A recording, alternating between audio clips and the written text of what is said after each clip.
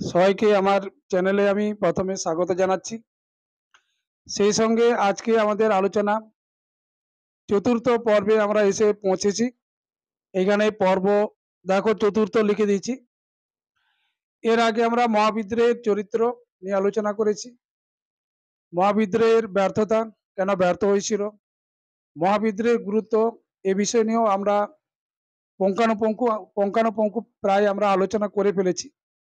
আজকে যে বিষয়টা নিয়ে আমরা আলোচনা করব সেটা হচ্ছে 1857 মহাবিদ্রোহের প্রতি শিক্ষিত বাঙালি সমাজের ভূমিকা। এই 1857 মহাবিদ্রোহের যে কারণে মহাবিদ্রোহ আমরা পড়লাম যে শিক্ষিত সমাজের সমর্থন ছিল না, অর্থাৎ পাশ্চাত্য শিক্ষায় শিক্ষিত ব্যক্তিরা এই মহাবিদ্রোহকে তারা কিন্তু সমর্থন জানায়নি। এটা একটা মহাবিদ্রোহের ব্যর্থতার অন্যতম কারণ। তো আজকে আমাদের জানতে হবে সেই পাশ্চাত্য শিক্ষায় শিক্ষিত মধ্যবিত্ত শ্রেণী কারা। এখানে দেখো, এখানে তোমরা দ্বিতীয় অধ্যায় পড়েছিলে 1835 একটা পড়েছিল মেকলে মিনিটস, যিনি ভারতবর্ষে ইংরাজি ভাষা চালু করার পক্ষে একটা প্রতিবেদন পেশ করেছিলেন সেই সময়কার গভর্নর লর্ড উইলিয়াম বেন্টিং এর কাছে, যে ভারতবর্ষে শিক্ষার মাধ্যম হবে ইংরাজি ভাষা। তার এই নীতিকে ক্রমনিম্ন পরিশ্রুত নীতিও বলা হয়। তিনি বলতে চেয়েছিলেন যে ভারতবর্ষে মানুষ তারা রক্ত মাংসে ভারতীয় হবে, কিন্তু মনের দিক থেকে তারা ইংরেজ হবে, ইংরেজ অনুরাগী হবে। তাহলে এতে লাভটা কি? লাভটা আছে যে ভারতবর্ষে ইংরেজরা যে শাসন করতে এসেছে, তাদের যে শাসন করার জন্য প্রচুর লোকজনের প্রয়োজন, তারা কিন্তু ভারতীয়দেরকে দিয়েই সেই সমস্যার সমাধান করতে চেয়েছিল। কিভাবে না, ভারতবর্ষের মানুষকে যদি পাশ্চাত্য শিক্ষায় বা ইংরেজি শিক্ষায় শিক্ষিত করে তুলতে পারে, তাহলে কিন্তু তাদেরকে আর ইংল্যান্ড থেকে, মানে এত সুদূর ইংল্যান্ড থেকে আর মানে লোকজনকে আর আনতে হবে না। এবং ভারতীয়দেরকে যদি ইংরাজি শিক্ষায় শিক্ষিত করে তুলতে পারে, তাহলে কিন্তু প্রশাসনিক কাজে, বিশেষ করে কেরানির কাজে ভারতীয়দেরকে কম পয়সা কম মাইনে দিয়ে কাজে লাগানো সম্ভব হবে। এই উদ্দেশ্য নিয়েই মেকলে ভারতবর্ষে একটা প্রতিবেদন পেশ করেছিলেন, যেটাকে মেকলে মিনিটস বলা হয়। যেটা বলা হয় যে বিন্দু বিন্দু দিয়ে সিন্ধু তৈরি হবে, সেভাবে ভারতবর্ষের মানুষকে এক এক করে তাদেরকে মানে ইংরাজি অনুরাগী করে তোলার একটা প্রচেষ্টা করা হয়েছিল। তো সেই প্রচেষ্টার কিছুটা সফলতা তারা পেয়েছিলেন। কখন না, 1844 সালে বড়লাট হার্ডিং, তোমরা দ্বিতীয় অধ্যায় পড়েছিলে, বড়লাট হার্ডিং একটা ঘোষণা করেছিলেন যে ইংরাজি ভাষা জ্ঞান জানা ব্যক্তিদেরকে একমাত্র সরকারি চাকরি ক্ষেত্রে অগ্রাধিকার দেওয়া হবে।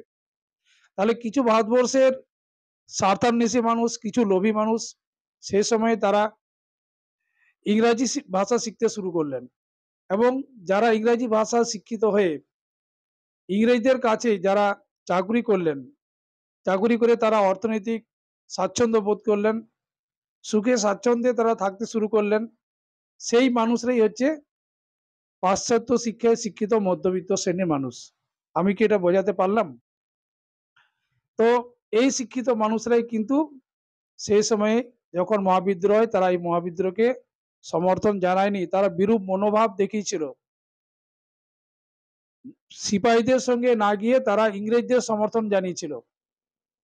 তো এখানে দেখো আমি লিখেছি যে 19 শতকে পাশ্চাত্য শিক্ষায় শিক্ষিত বাঙালি মধ্যবিত্ত শ্রেণী নামে পরিচিত শিক্ষিত সম্প্রদায় মহাবিদ্রোহের প্রতি বিরূপ মনোভাব পোষণ করেছিল।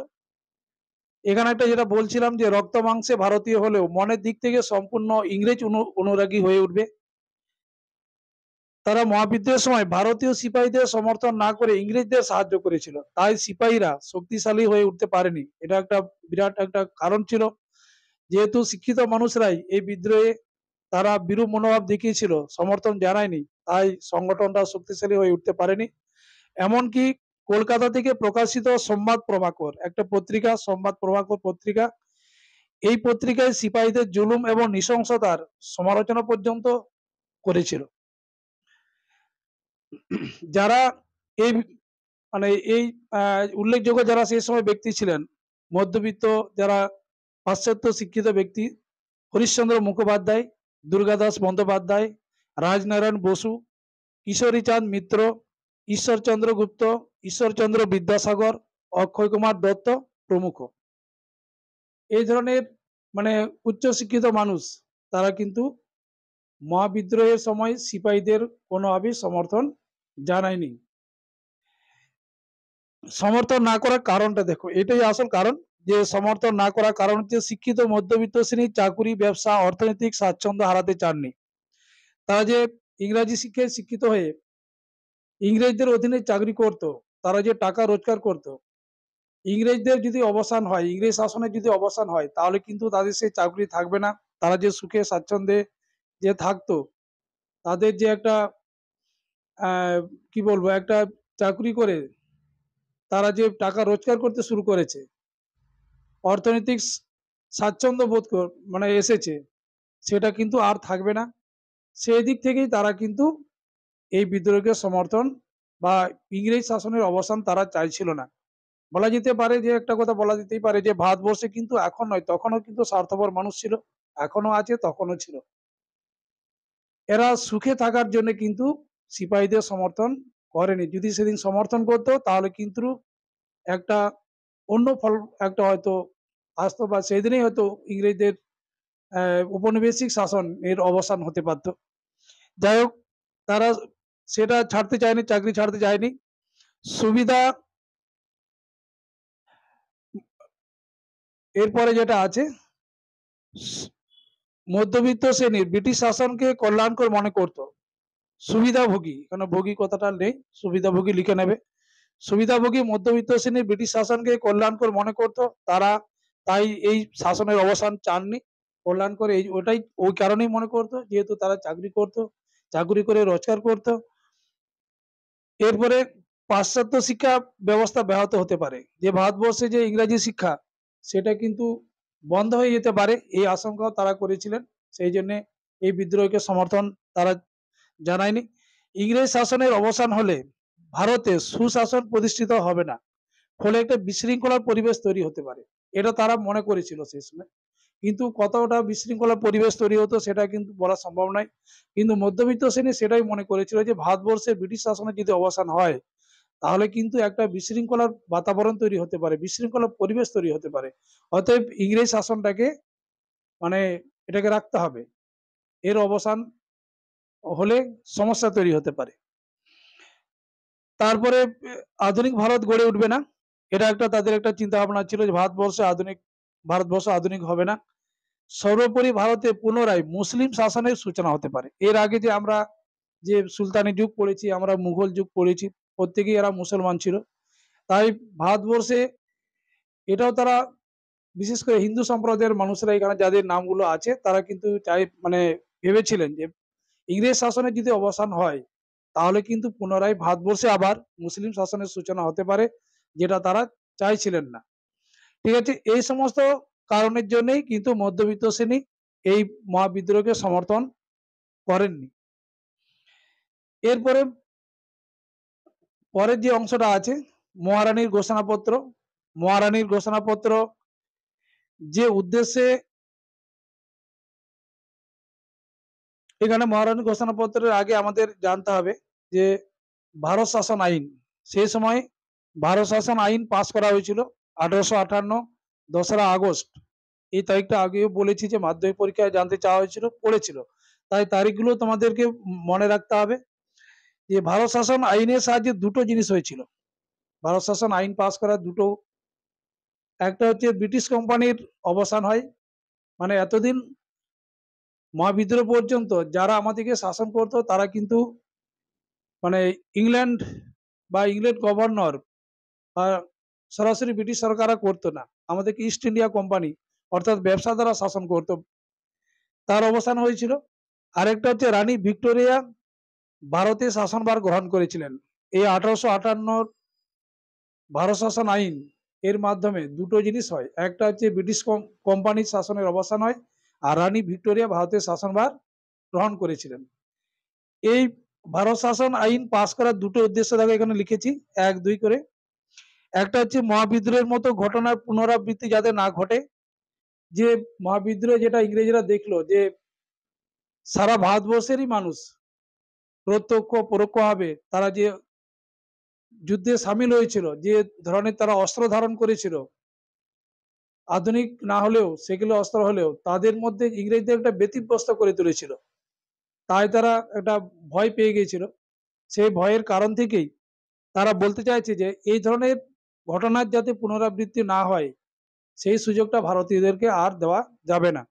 তাই এই ভারত শাসন আইনটা পাস করে ইংরেজ কোম্পানির শাসনের অবসান করা হয়েছিল।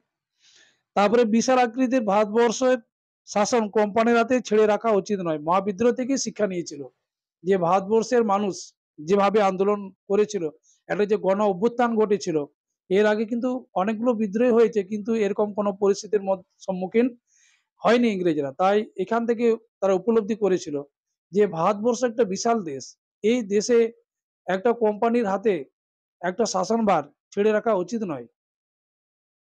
ঠিক আছে, এই সমস্ত কারণের জন্যই কিন্তু এই ভারত শাসন আইনটা পাস করা হয়েছিল। এই উদ্দেশ্যটা এটা, পুনরাবৃত্তি যাতে না ঘটে, একটা বিশাল আকৃতি ভারতবর্ষের হাতে কোম্পানির শাসন আর ছেড়ে রাখা উচিত নয়।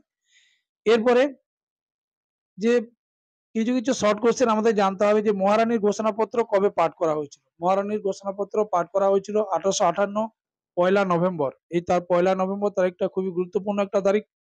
এটা কে পাঠ করেছিলেন না লর্ড ক্যানিং। ভারত শাসন আইনের মাধ্যমে মহারানী ভিক্টোরিয়া যখন ভারতের শাসনভার গ্রহণ করেন তখন তিনি কিন্তু সরাসরি ভারতের শাসনভার গ্রহণ করেননি, তিনি প্রতিনিধির মাধ্যমে গ্রহণ করেছিলেন। প্রতিনিধি কে ছিল? যে মহাবিদ্রোহের সময় যে গভর্নর জেনারেল ছিলেন, ভারতের শেষ গভর্নর জেনারেল লর্ড ক্যানিং, তাকেই তিনি ভাইসরয় হিসাবে মানে রাজ প্রতিনিধি হিসাবে তিনি তাকে নিয়োগ করেছিলেন এবং তার হাতেই ভারতের শাসনভার গ্রহণ মানে শাসনভার তুলে দেওয়া হয়েছিল। তাহলে এবং এই যে পয়লা নভেম্বর মহারানীর ঘোষণাপত্র তিনি পাঠ করেছিলেন। মহারানীর ঘোষণাপত্রটা কি না, যে সুপারিশ কিছু প্রতিশ্রুতি লর্ড ক্যানিং এলাহাবাদের রাজদরবারে ওই 1858 পয়লা নভেম্বর মহারানীর যে প্রতিশ্রুতিগুলি যে পাঠ করেছিলেন সেই প্রতিশ্রুতিগুলিকেই বলা হয় মহারানীর ঘোষণাপত্র। তাহলে এরপর আরেকটা কোশ্চেন আছে যে রানী ভিক্টোরিয়া কবে ভারত সম্রাজ্ঞী উপাধি পান, সেটা হচ্ছে 1877 সালের পয়লা জানুয়ারি। এই তারিখগুলো কিন্তু খুবই গুরুত্বপূর্ণ। 1858 পয়লা নভেম্বর মহারানীর ঘোষণাপত্র পঠিত হয়েছিল বা ঘোষণাপত্র পাঠ হয়। 1877 পয়লা জানুয়ারি ভারত সম্রাজ্ঞী উপাধি পেয়েছিলেন মহারানী ভিক্টোরিয়া, রানী ভিক্টোরিয়া।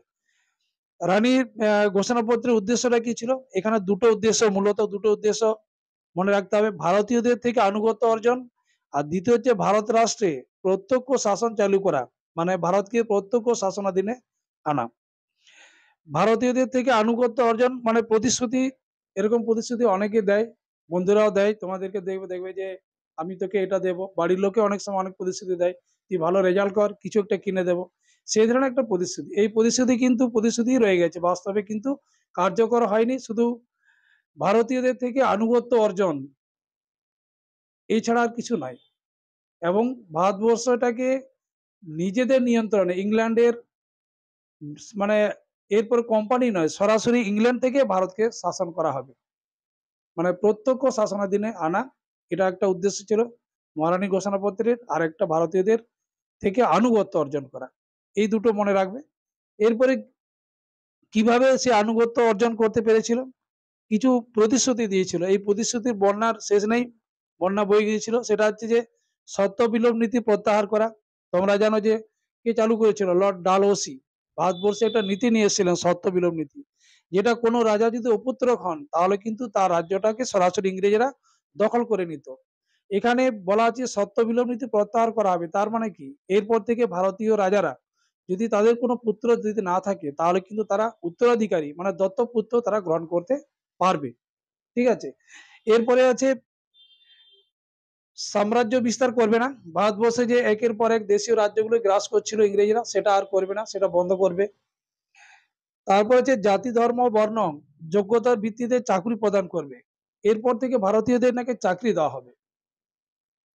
একটা দ্বিতীয় অধ্যায় পড়েছিলে, গোলদিঘির গোলামখানা কোন বিশ্ববিদ্যালয়কে বলা হয়? কলকাতা বিশ্ববিদ্যালয়। কেন বলা হয়? গোলাম তৈরি করার একটা কারখানা বানানো হয়েছিল। কাদের গোলাম? না, ইংরেজদের। আমাদেরকে কোনো উচ্চ পদে চাকরি দেওয়ার জন্য নয়, শুধুমাত্র কেরানি তৈরি করার জন্যই ওখানে কিন্তু ওই বিশ্ববিদ্যালয়টা তৈরি হয়।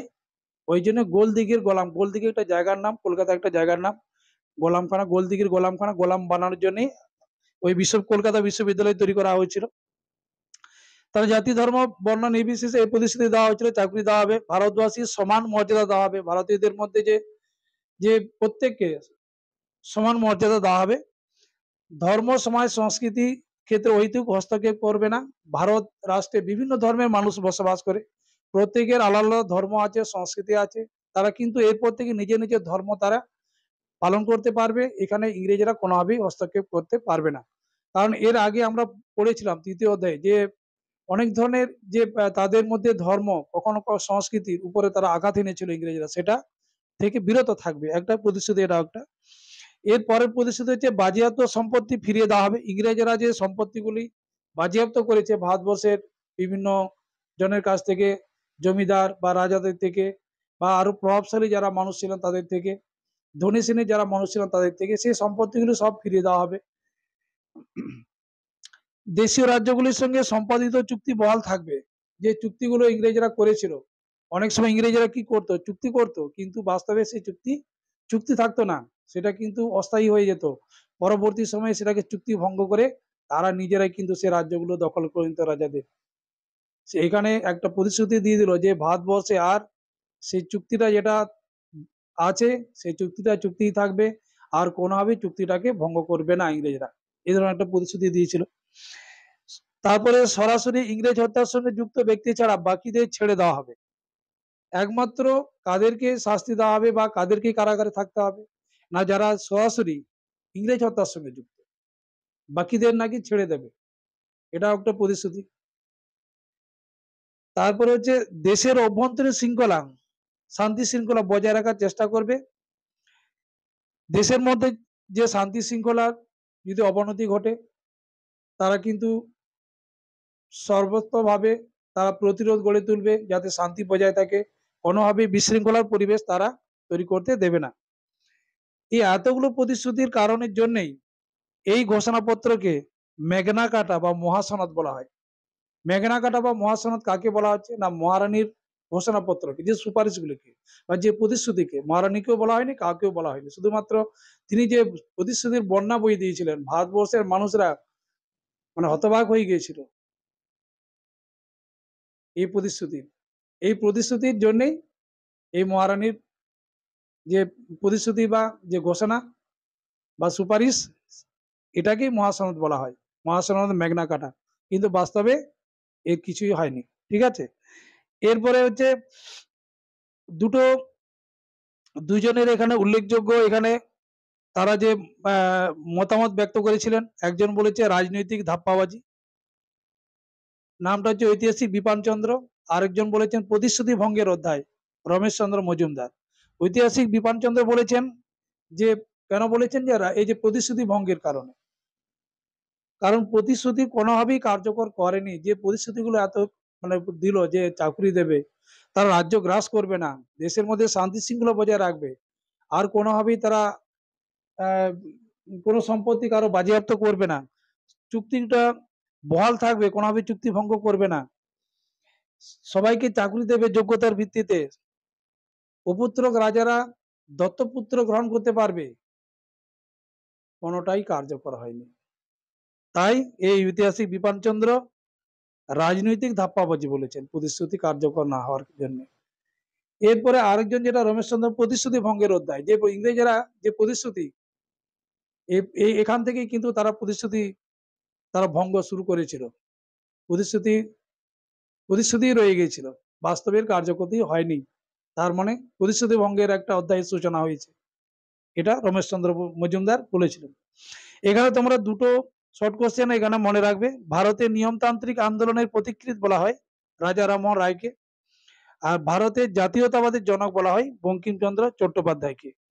ঠিক আছে, এই পর্যন্তই আমাদের আজকে আলোচনার বিষয় ছিল।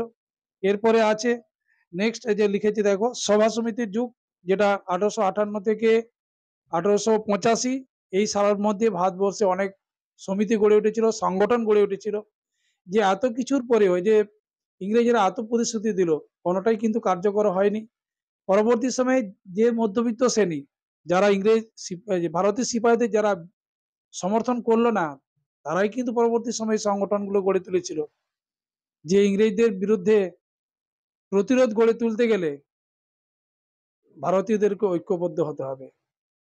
সেই ধরনের সংগঠনের কথাই আমরা এর পরের অংশে আলোচনা করব। ততক্ষণ পর্যন্ত সবাই ভালো থেকো। আর এখন তো স্কুল ছুটি যেহেতু, তাই আমিও এই আলোচনা চালিয়ে যাব। তো যদি ভালো লাগছে তাহলে কিন্তু বলবো বন্ধুদের শেয়ার করবে, আর যারা সাবস্ক্রাইব করনি অবশ্যই করবে। ঠিক আছে, এই পর্যন্তই। এবার পরের ভিডিওতে আবার দেখা হবে।